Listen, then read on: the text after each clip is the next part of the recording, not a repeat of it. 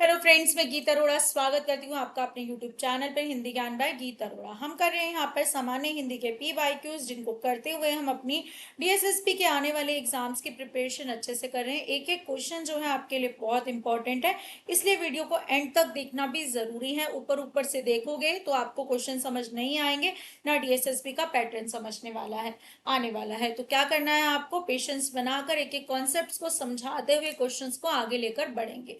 चलिए, पहला प्रश्न जो यहाँ पर है कि दिए गए शब्द की संज्ञा ज्ञात कीजिए। जब संज्ञा की बात करते हैं तो संज्ञा का अर्थ होता है नाम, यानी कि दुनिया में जितनी भी चीजें हैं उन सभी के नाम है और नाम को ही संज्ञा कहते हैं। इसके 5 भेद हैं। सबसे पहला है व्यक्तिवाचक संज्ञा, उसके बाद है जातिवाचक संज्ञा, फिर हम आता है हमारा भाववाचक संज्ञा, इसके बाद है हमारा समूहवाचक संज्ञा और फिर द्रव्यवाचक संज्ञा। 5 भेद हमारे जो है अंग्रेजी व्याकरण के अनुसार आजकल बन गए हैं।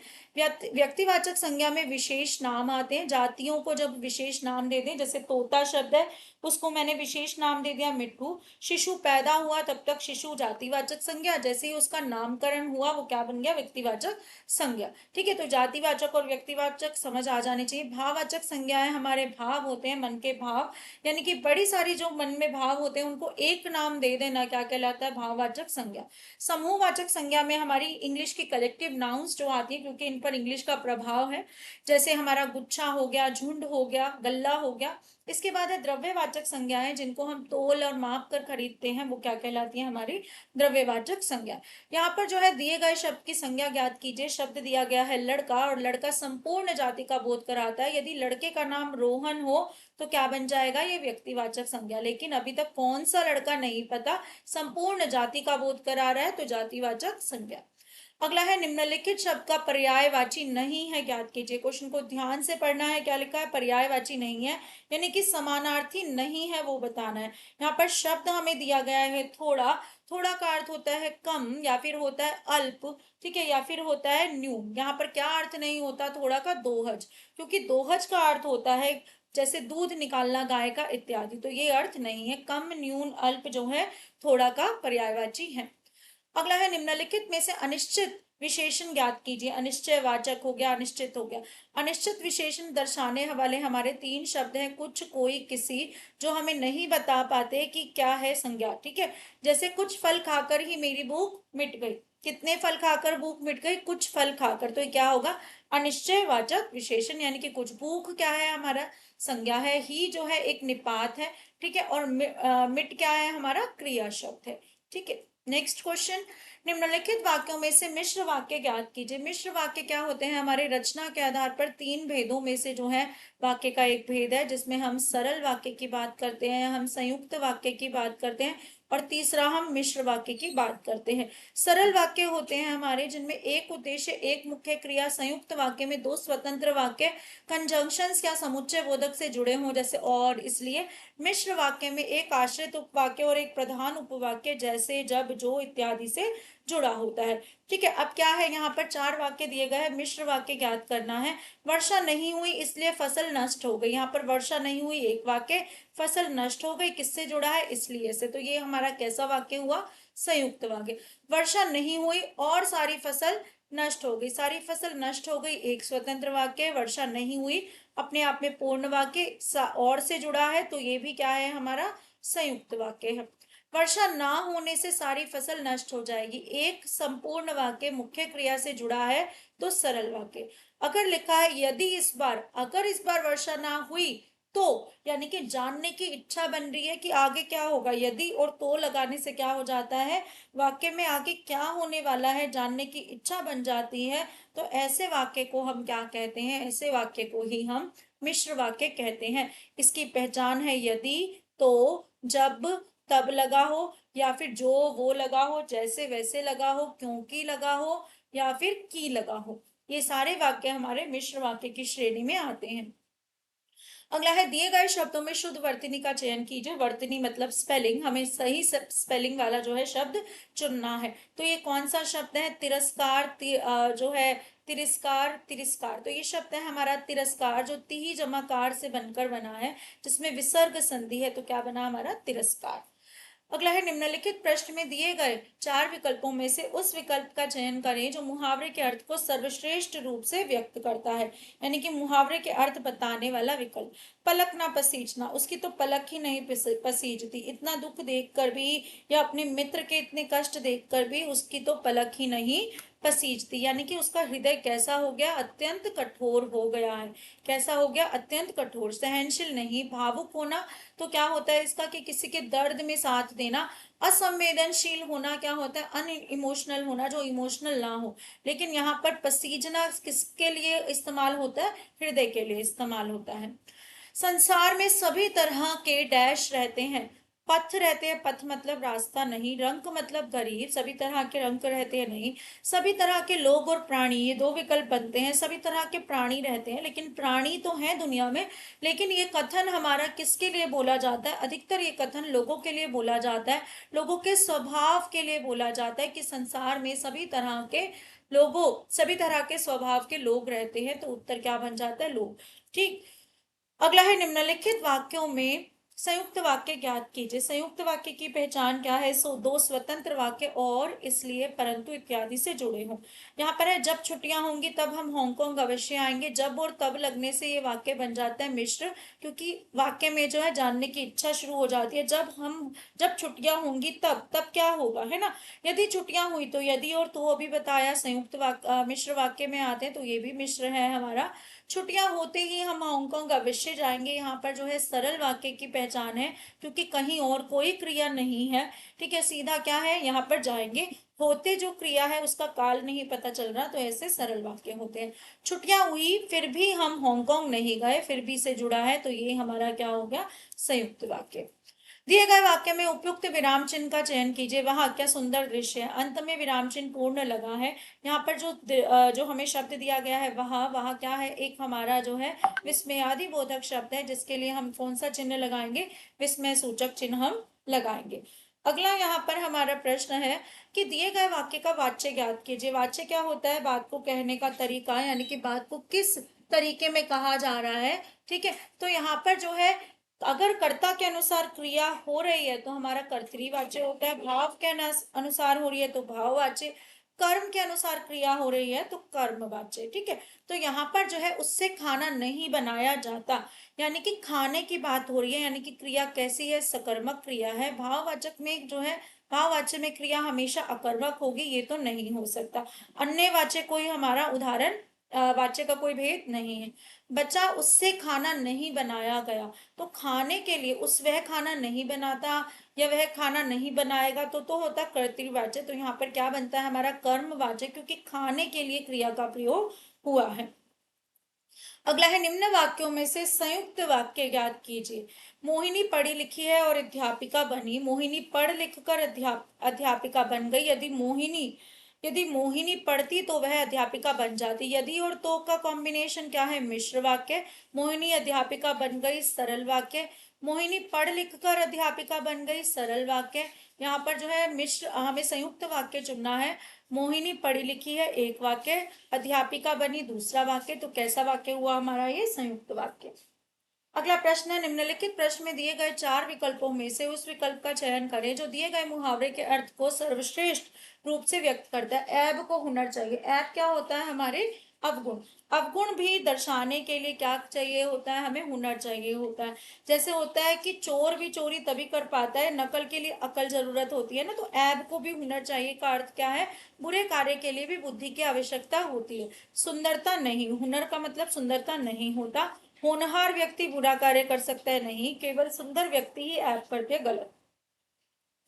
अगला है दिए गए वाक्य में संबंध बोधक अव्यय ज्ञात कीजिए। संबंध बोधक अव्यय कौन से होते हैं, जो वाक्य में क्रिया के साथ जो है संज्ञा सर्वनाम का संबंध दर्शाते हैं। ठीक है, परीक्षा से पहले खूब पढ़ो। खूब पढ़ो तो हमारा क्या है, कैसे पढ़ो, ये क्रिया विशेषण है, ये क्रिया है। परीक्षा क्या है, हमारी संज्ञा है। यहाँ पर संबंध बोधक अव्यय क्या है, पहले। क्या है, पहले। अवदान और अवधान शब्द युग्म के अर्थ बताने हैं, तो ये तो आपको याद ही करना पड़ेगा। प्रशंसित कार्य, अवदान का अर्थ होता है किसी कार्य को प्रशस्ति पूर्व कार्य करना, और अवधान का अर्थ होता है मनोयोग। ठीक है, तुरंत के लिए क्या बोलते हैं, जल्दी से। ध्यान हो गया, योग हो गया। ठीक है, मनोयोग और सहारा, यहाँ सहारे को अवलंब बोलते हैं।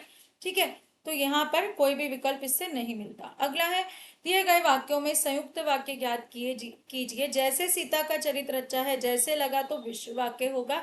सीता और गीता का चरित्र अच्छा है, जो सीता है जो लगा तो मिश्र वाक्य। सीता का चरित्र अच्छा है, सरल वाक्य। यहाँ पर इस वाक्य में डीएसएसबी की तरफ से गलती हुई है। वो गलती क्या है कि यहाँ पर दो शब्दों के बीच उन्होंने और का जो है समुच्चय बोधक अव्यय का प्रयोग किया है, जो संयुक्त वाक्य की श्रेणी में नहीं आता, लेकिन फिर भी बोर्ड ने इसका उत्तर ये माना है, जो एक त्रुटिपूर्ण वाक्य है। ये होना चाहिए, सीता का चरित्र अच्छा है और गीता का चरित्र भी अच्छा है। ठीक है, या फिर दोनों का उल्टा बोल सकते हैं। अगला है, दिए गए समस्त पद का विग्रह कीजिए। समस्त पद होते हैं हमारे समास के कारण बने गए शब्द, इनका विग्रह करना है। जब गुरु दक्षिणा की बात करते हैं तो गुरु और दक्षिणा नहीं आ सकता, गुरु और शिष्य होता तो गुरु और शिष्य आ जाता।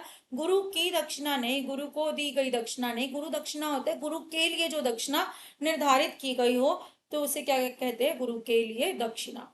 अगला है, निम्नलिखित प्रश्न में दिए गए 4 विकल्पों में से उस विकल्प का चयन करें जो दिए गए मुहावरे के अर्थ को सर्वश्रेष्ठ रूप से व्यक्त करता है। आग फूस का बैर होना, आग क्या होती है, आग, और फूस क्या होती है, जो आग से जल जाती है, एक प्रकार की घास, यानी कि जो है फटाफट से जल जाए। तो इसका अर्थ क्या हुआ कि जन्मजात शत्रु होना, दोनों एक दूसरे के बैरी हैं। ठीक है, बेचैन होना नहीं, अप्राप्य वस्तु नहीं, कसर निकालना नहीं, क्या है यहाँ पर कि दोनों में जो बहुत जन्मजात शत्रुता है।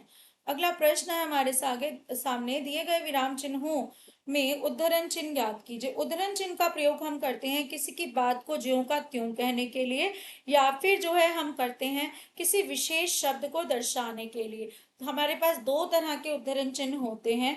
पहला है हमारा इकहरा उद्धरण चिन्ह और दूसरा है हमारा दोहरा उद्धरण चिन्ह। दोहरा उद्धरण चिन्ह हमारा इस्तेमाल होता है कथनों के लिए, और जो है पहला इकहरा उद्धरण चिन्ह होता है नामों के लिए, जब हम नामों को विशेष रूप से दर्शाना चाहते हैं। तो उद्धरण चिन्ह हमारा यहाँ पर, दोहरा उद्धरण चिन्ह यहाँ पर दिया गया है। अगला प्रश्न है कि दिए गए शब्द युग्म का सही युग्म ज्ञात कीजिए। तड़ाग और तड़ाग, तड़ाग का अर्थ होता है हमारा तालाब और तड़ाग का अर्थ होता है जल्दी। ठीक है, तड़ाग मतलब तालाब और तड़ाग होता है जल्दी। सूर्य होता है तरनी, तालाब का सरोवर भी कहते हैं। नाव को जो है तरनी और जो है तालाब को तड़ाग। ठीक है, तो यहाँ पर जो है और कोई भी विकल्प हमारा सही नहीं बनता। अगला है, राम ने पुस्तक पढ़ी, वाक्य का वाच्य ज्ञात कीजिए। तो यहाँ पर जब ने लगा हो तो हमेशा कर्तरी होगा, क्योंकि राम ने पुस्तक को पढ़ा, पहला जो हमारा कारक है वो किसका है, राम के लिए लगाया गया है, तो यहाँ पर कर्तरी इसका उदाहरण बनता है। अगला है, दिए गए शब्द का विलोम ज्ञात कीजिए। शूद्र का विलोम हमें बताना है। ठीक है, शूद्र मतलब क्या होता है कि कोई बहुत ही गरीब हो तो इसका क्या होगा, यानी कि बहुत ही नीचा हो तो इसका क्या होगा हमारा महान। श्याम का अर्थ होता है काला, जिसका विलोम होगा श्वेत। ठीक है, क्रोध का विपरीत क्या होगा, शांत हो सकता है। युद्ध का विलोप भी शांति हो सकता है। ठीक है, अगला है हमारा, दिए गए शब्दों में शुद्ध वर्तनी हमें बतानी है। शुद्ध वर्तनी यानी कि शुद्ध स्पेलिंग हमें बतानी है। प्रज्वलित की स्पेलिंग जो है यहाँ पर हमें सही बतानी है। जो हमारी यहाँ जो है क्या होनी चाहिए, यहाँ पर त्रुटि है क्वेश्चन में। प्रज्वलित की स्पेलिंग जो है हमारी सही क्या होती है, इस तरीके से होगी कि दोनों जा जो है आधे आएंगे, तो ये जो है हमारा उत्तर सही बन जाएगा। अगला है, दिए गए विराम चिन्हों में से कौन सा हंसपद है। हंसपद चिन्ह होता है हंस के पैरों जैसा, जिसे हम बुक्स में कई बार ऐसा या ऐसा देखते हैं, जिसे हम त्रुटि पूरक चिन्ह भी कहते हैं।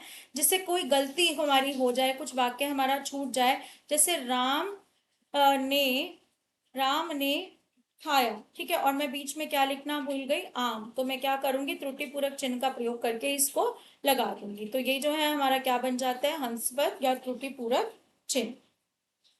अगला है, निम्नलिखित प्रश्न में दिए गए विकल्पों में से उस विकल्प का चयन करें जो दिए गए मुहावरे के अर्थ को सर्वश्रेष्ठ रूप से व्यक्त करता है। यहाँ पर दिया गया है पानी का बुलबुला होना, तो हमें जो है पानी के बुलबुले की प्रवृत्ति को देखना है। कैसी होती है पानी के बुलबुले की प्रवृत्ति, कैसी होती है कि वो जल्दी से बनता है और जल्दी से फूट जाता है ना। तो यहाँ पर क्या होगा, क्षण भंगुर होना, इसके लिए सही अर्थ है कि जो क्षण में आए और क्षण में नष्ट हो जाए। ठीक है, तो जल्दबाज होना नहीं है, किसी चीज पर ध्यान देना नहीं है, पानी की तह पर होना नहीं है, क्या होता है, क्षण भंगुर होना, यानी कि जल्दी से नष्ट हो जाने वाला। अगला है हमारे पास यहाँ पर प्रश्न जो है हाँ जी, दिए गए वाक्य में संबंध बोधक अव्यय बताना है। संबंध बोधक अव्यय क्या होते हैं? जो संज्ञा सर्वनाम का संबंध वाक्य की क्रिया के साथ बताते हैं। चार हाथी जुलूस के आगे चल रहे थे।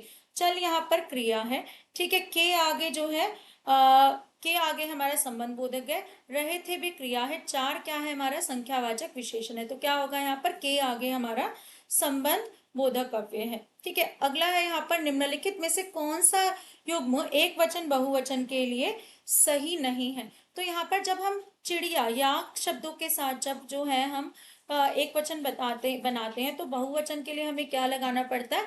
हमें जो है चंद्र बिंदु या अनुनासिक का चिन्ह लगाना पड़ता है। तो ये हमारा विकल्प सही है। जैसे चिड़िया चिड़िया, ठीक है। गली तो गलियां, ये भी ठीक है। घोड़ा घोड़े, ठीक है। आंसू आंसू, यहाँ पर देखो क्या गलती हो रही है हमारी। हमारी गलती हो रही है कि आंसू पर जो चांद बिंदु आता है आ पर आता है, और यहाँ पर तो ठीक है, ठीक है। और यहाँ पर जो है त्रुटि है। दूसरी बात क्या है? आंसू का जो है बहुवचन जो है हमारा जो है क्या होता है? आंसू ही होता है, ठीक है। तो ये युग्म वैसे भी ठीक नहीं है। अगला है दिए गए शब्द में प्रत्यय ज्ञात कीजिए। प्रत्यय क्या होता है? एक शब्दांश होता है जो मूल शब्द के अंत में लगकर उसके अर्थ में विशेषता या परिवर्तन लाता है, ठीक है। अब जो यहाँ पर मूल शब्द क्या होगा? लूट होगा। लूट में अगर आवाज सुने तो लूट जमा एरा, लूट जमा एरा क्या बन जाता है? लुटेरा बन जाता है। यहाँ पर थोड़ी सी डीएसएसबी की तरफ से ही गलती है कि एरा की वर्तनी हमारी ये होनी चाहिए, यहाँ ये दी है, लेकिन प्रत्यय हमारा इसी से मिलता जुलता है, इसीलिए बोर्ड ने इस उत्तर को सही माना है। अगला है निम्नलिखित वाक्यों में से सरल वाक्य ज्ञात कीजिए। मैंने दूध पिया और सो गया। और लगा है दो वाक्य हैं, दूध पिया सो गया, दो वाक्य। राम ने दूध नहीं पिया और सो गया, संयुक्त वाक्य। जो उसने दूध पिया वो खराब था, तो ये मिश्र वाक्य। जो लगा है वो लगा है। मैं दूध पीकर सो गया, ये हमारा सरल वाक्य है, क्योंकि पीकर जो है पूर्वकालिक क्रिया है, इसका कोई काल नहीं पता चल रहा। मुख्य क्रिया है सो गया, इसलिए यहाँ पर हमारा ये वाक्य सही बनता है। तो हमारी जो है आज की क्लास जो है ओवर होती है। उम्मीद कि आपको क्लासेस अच्छी लगी होंगी। चैनल को लाइक शेयर सब्सक्राइब करना मत भूलिएगा, और कमेंट्स जो है ज़रूर करिए, ताकि मुझे भी फीडबैक मिलता रहे, मोटिवेशन मिलता रहे कि आखिर आपको कैसी क्लासेस देखना पसंद है। Thank you.